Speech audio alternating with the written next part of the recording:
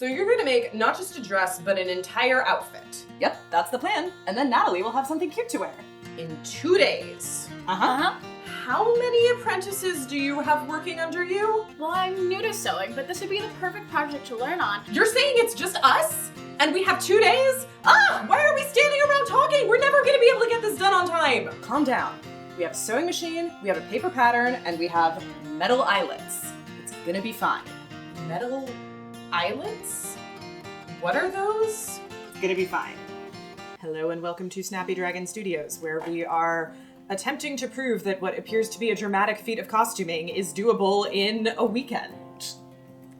With a relatively new beginner. Well, that's the point. My whole thing is that I want costuming to be like accessible and fun. I want to prove that if you're a beginner costumer with a friend who's got a little bit more experience and some decent equipment, you can outfit yourself for a Renaissance fair over the course of a weekend.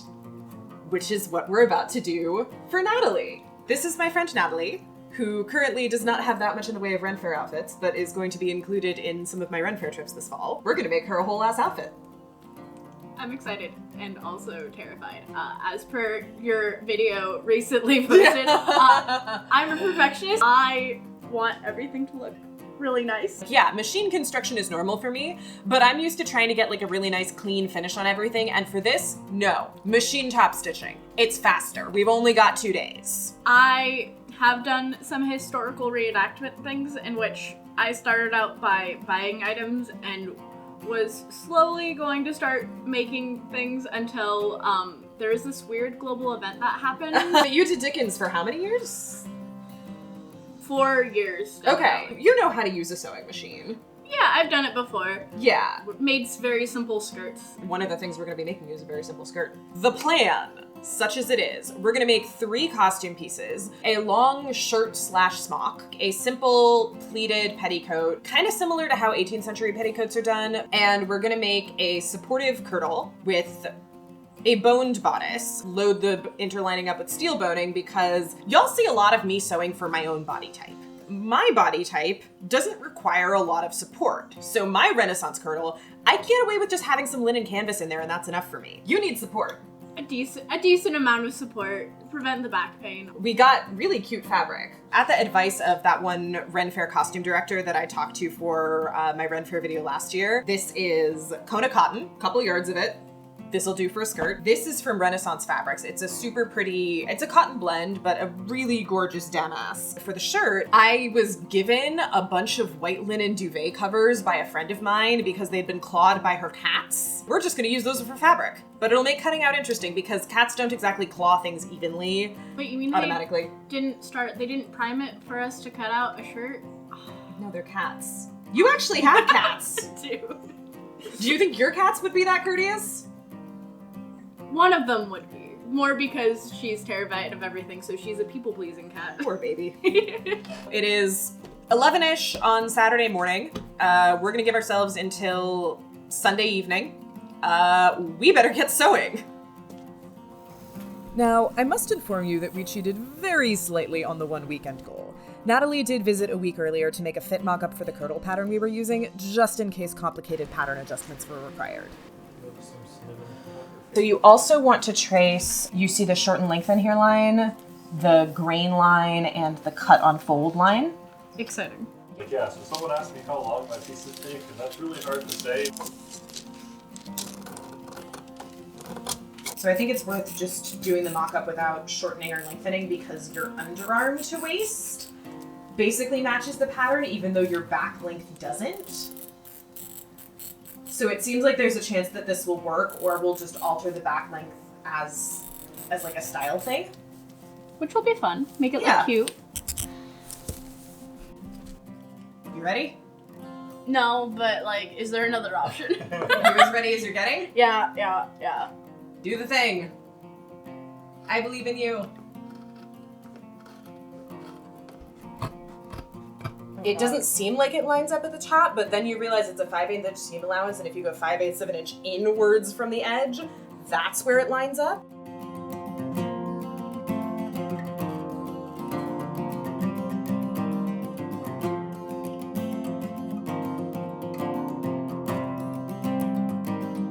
Look at you, we have a fit mock-up. Hey. All right, let's actually try this thing on. The idea is we want it to compress your bust a little bit. Does that feel like a reasonable level of compression? Yes. Yeah, I was right. We didn't need to shorten this. Here's your waist, and then there's about 5/8 inch of seam allowance. Yeah, strap length is good. Yeah, you might be shorter than me, but we don't actually need to shorten anything. How's the waist feel? If we pull the waist together, how's that level of compression? Nothing too weird currently. Awesome. This fits you. Hey. I'm kind of impressed. Apparently, I fit body standards. Apparently you fit this pattern standards, and the nice thing about this shape of bodice, it's all straight lines. It's just gonna flatten you into a cone, and as long as the cone is the right circumference at the top, the right circumference at the bottom, and the right length, you're good. So if I have a hat that looks like ice cream, it'll be very fitting for the current weather. Yes, yes. It'll melt. Do you want it melting on you at a Ren Faire? Not actual ice cream, but I haven't worn this dress in a while, but I was inspired by the character designs of this video's sponsor, Merge Gardens. Merge Gardens follows Daisy, whose outfit inspired mine, when she unexpectedly inherits an old picturesque house with a very interesting garden full of lifelike topiaries. When Daisy and her real estate agent visit the property, they discover that the garden isn't just interesting, it's magical, and the topiaries are transformed human beings. Daisy and her companions set out to rescue as many people as they can from the garden and turn them from leafy statues back into human beings. But it isn't simple. An ominous force known as the Evergrowth threatens the garden and everyone in it. The first person Daisy rescues is Mike, who was transformed into a topiary in 1987. Even though time has passed since his imprisonment, he's a walking embodiment of the 1980s with all the spirit and style of that era. The game explores themes of time, memory, and nostalgia, and including a character from the not too distant past is a great way to bring those to the forefront of the story. As Daisy and her friends fight the Evergrowth and rescue as many trapped people as they can, they learn more about the garden and embark on a whimsical adventure filled with surprising twists and heartwarming moments. Merge Gardens is free to download on Android and iOS and is also available through Facebook Games. You can check it out at the link in the description. But maybe be careful about showing it to your houseplants. Don't need them getting any ideas. Here's the pattern diagram. I'll scan this and stick it on Patreon. It's all rectangles and geometric shapes. We're putting side gores in to account for the fact that Natalie's chest measurement is a lot bigger than double her shoulder measurement. We're going to put underarm gores in to expand it at the bust without giving it super wide shoulders.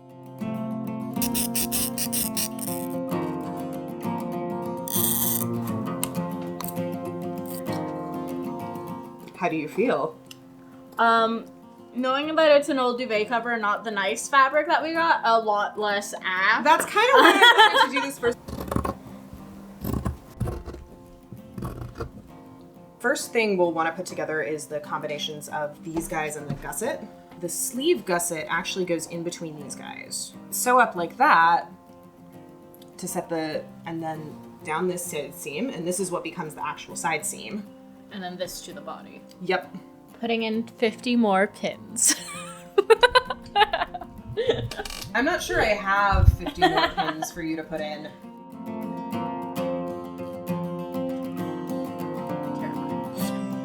Not the beginning. You know what you're doing. You can go slow. I believe in you. You're gonna fail. Anna, that is not helpful. Just so you feel better about yourself.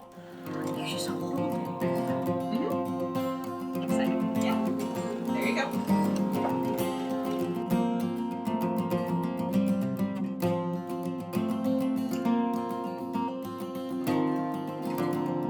So this is how the sleeve and gusset go together. This is how it gives you that extra room for your chest without making the shoulders wider, because the shoulder seam's over here, but then the body gets however many inches this is wider, and then you've got your underarm gore, and then you've got your sleeve. By the way, I changed because it got hot, and also I just had a massage, which means there are cupping marks on my neck. Don't worry, my personal life is not making an appearance on this channel. So take one stitch, just one. Perfect. And now turn another 90. Great. Line the left edge of the foot up with the previous line of stitching. Oh gosh. Okay. And just go.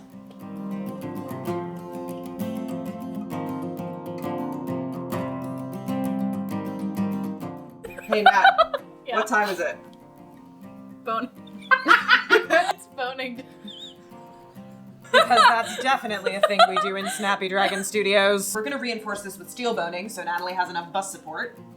I want to do this now so we have time for it to cure. This has 5/8 inch seam allowances. We're gonna want one for the center front, and I'm actually just like drawing the stitch lines on because that's what we're gonna use to make the channels. We can do a couple diagonal ones, and then we can do some shorter vertical ones right over the bust point. Yeah. Ooh, I like that. Okay, one on either side. Does that also help the seam? It stops the seam crinkling up, yeah.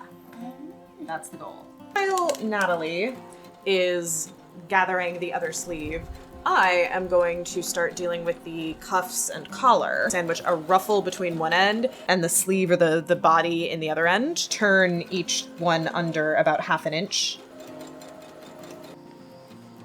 This is what gives you all of that glorious sleeve foof, because we're gonna take 24 inches and gather it down to like 7.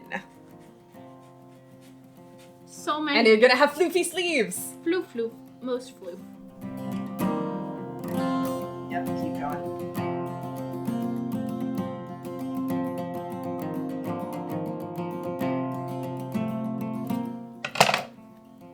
Would you like to do the honors? Yeah. You get to feel like the Hulk.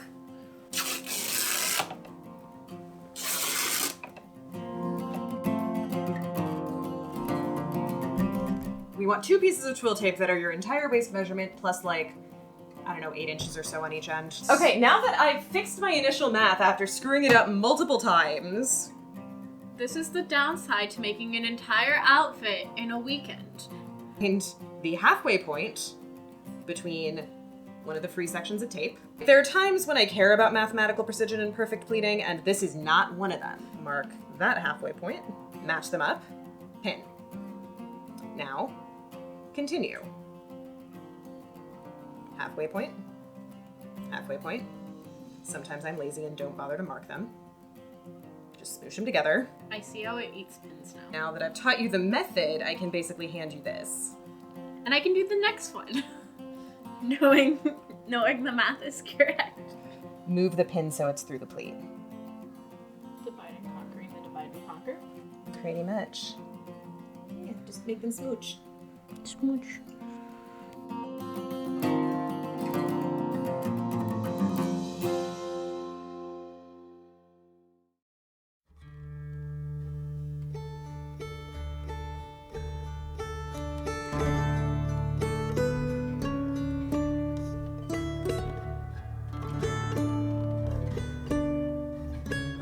Hello friends, it is Sunday morning and I'm gonna see how much more I can get done on the shirt while Nat is in the shower. Gotta hem another ruffle and build and attach another cuff and gather the sleeve to it. Draft out the neck hole, build the collar with the ruffle and everything, attach the collar, and then just hem the bottom and the neckline slit, which might be a thing that we do by hand this evening. We'll see how much I can get done. We have a Natalie! First thing I want to do is draw out the rest of the boning channels, do the channels in the inner lining, and then basically smooth cover with the nice fabric. Diagonal ones and the underarm ones we freehanded. So that means to get them in the exact same place on the other side, we're going to use transfer paper. It's like carbon paper. When you put pressure on it, some of the carbon transfers and you get a line, and you use it with a tracing wheel to apply that pressure. Scooch this piece of transfer paper under, and then using a lot of pressure because I'm going through many layers of fabric. Do you want to try? Yeah. Slicing up a nice pizza right here. Pizza that will then be used for bust support? Please don't use pizza for bust support. That sounds disgusting and messy. You're gonna cut the bodice out of the nice fabric. Ah, that's the most terrifying part of any project, is cutting the nice fabric. I believe in you.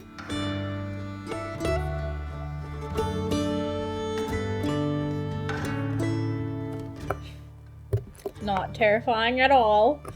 Not.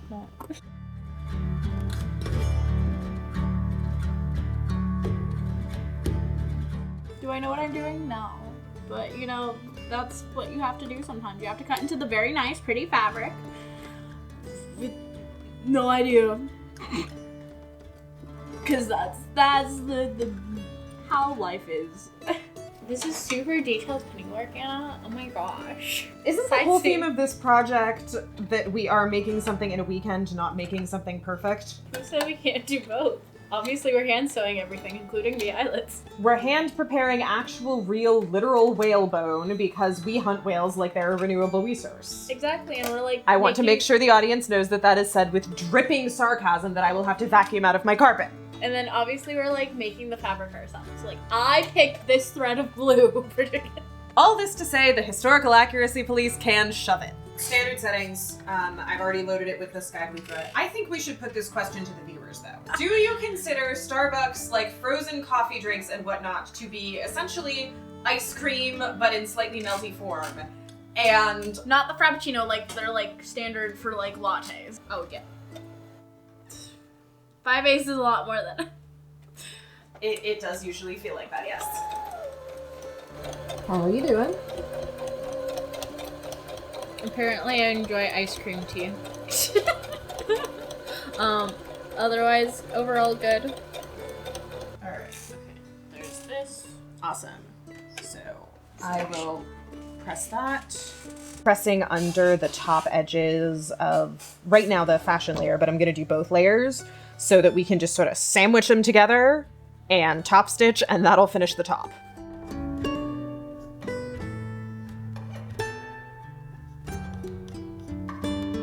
We're cutting out the skirt for the kirtle, which is basically 2 big rectangles and then one of them gets split up the center.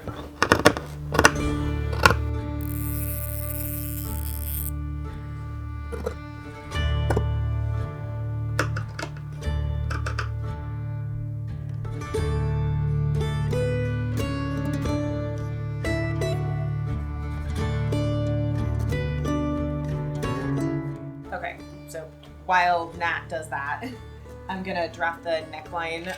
We do need to do, honestly, like all of 1.5 inches of gathering to get the shirt neckline to fit the collar. So I'm just gonna do that by hand because 1, Nat's on the machine, but 2, I don't wanna deal with using the machine. It will literally be faster for me to do this by hand. Nat cut the bodice with an extra couple inches of material on the center front for a attached facing. I took the inner lining, graded the seam allowance down basically as tiny as I could, matched up the seams all along the bottom edge, and then wrapped it over. I just have to make sure that when I stitch it down, I'm not crossing any boning channels that I already stitched. I need to unpin all the edges because I don't want the stitching showing on the outside, so I'm not gonna top stitch it without going through to this layer.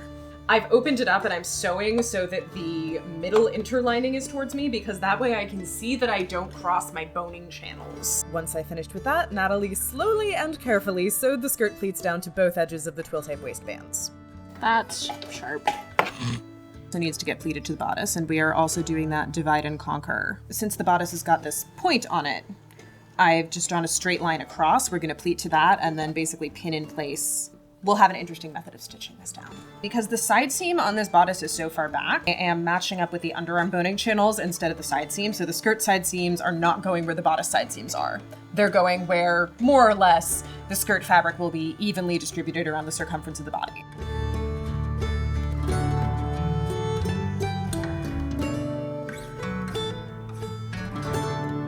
But because I needed to be able to see the inside, I'm now going to have to detach it and reattach it right sides together. That's fine. That's manageable. Spoiler alert! This was not fine or manageable. This was so frustrating we turned the camera off so I didn't ruin footage with my cursing. All you costumers, take a warning here by me. Baste your pleats instead of pinning. You will save yourself time, frustration, and many stabbed fingers. If we just, sewed the pleats on here, then something weird would happen. It wouldn't line up. So I pinned all the way down, holding the pleats stable and in place. When we go to pin this, we can follow that line. I had to do some fudging to get it to pin around this point. I'm gonna sew these bits last. Right now, I just wanna get the fairly straight section on because a straight stitch is just, the weight of this skirt is so much, it's not gonna take the strain. So zigzag stitch it is. So to get the point, I'm curving down over the pleats. And that way the skirt won't be longer in the front from me dropping the top edge. It was very annoying to set up, however. And I suspect it will also be fairly annoying to run through the machine. It was, in fact, extremely annoying and had to be redone 3 times. Natalie did not want to do it, and I do not blame her. Once again, baste your pleats. The bodice arm size are finished by top stitching those folded under edges. I'm already getting frustrated with the linen. I'm not. Yeah. This is 2 layers each of linen, cotton canvas, and the damask. And I'm working around bits of steel boning. Yeah, that's gonna right now in my current state. We agreed it was best that I do this part instead of Natalie. She would have screamed. Putting the rest of the steel boning in the bodice. We realized that we'd forgotten to cut some pieces, so we're just using synthetic whalebone for those. But we would need vastly more synthetic whalebone to get the level of support Nat needs. So we're using mostly steel. Gotta need a lot of boning support. Natalie, you are 12. You're gonna get me demonetized. This is for Patreon. What kind of Patreon do you think I run? It's a Patreon, not an OnlyFans.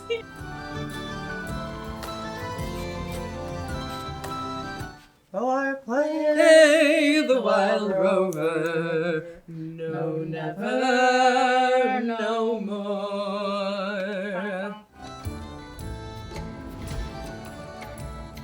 Still singing, Natalie ironed the underskirt hem for easy sewing, while I, still singing, closed up the bodice neckline. We were so close to done.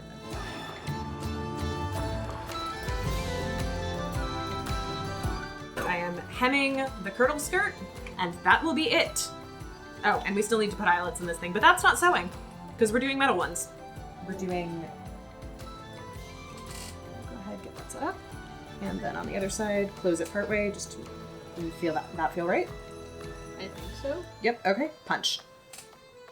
As hard as your little hands can. You feel it go? I think so. That went. Exciting. Congratulations, you have set a grommet. Hey. Great. Now you only gotta do So many. many more.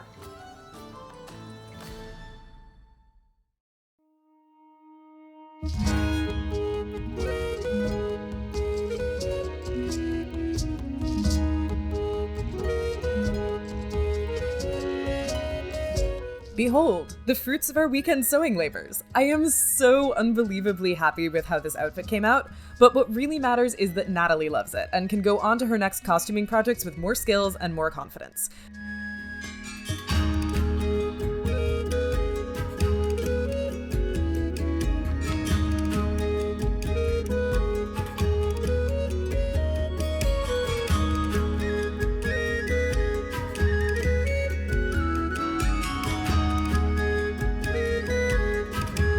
We've got one more Ren Faire trip planned this season, so this costume will get a proper outing as well as some frolicking in the garden. And of course, I wasn't going to pass up a chance to dress up. Natalie doesn't do public social media, but I'll be posting plenty of pictures of this outfit on my pages. You can find me around the internet at Miss Snappy Dragon on Instagram, Facebook, and occasionally on TikTok, plus pattern diagrams and fabric sources for this costume at patreon.com/snappydragonstudios. Tell us in the comments about a one weekend project you've made, and don't forget to like and subscribe to tell YouTube you liked what you saw, and tell Natalie you like her outfit. See you next time!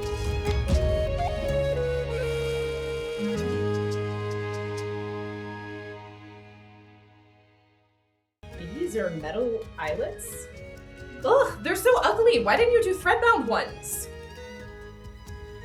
So you were gonna hand sew all of these for us? I didn't see you offering to help. You still should've- Oh, no. We don't do that in this house. I have a whole other video on why we don't judge other people's costumes by perfectionist standards. It's time you watched it. What is this? Go watch now.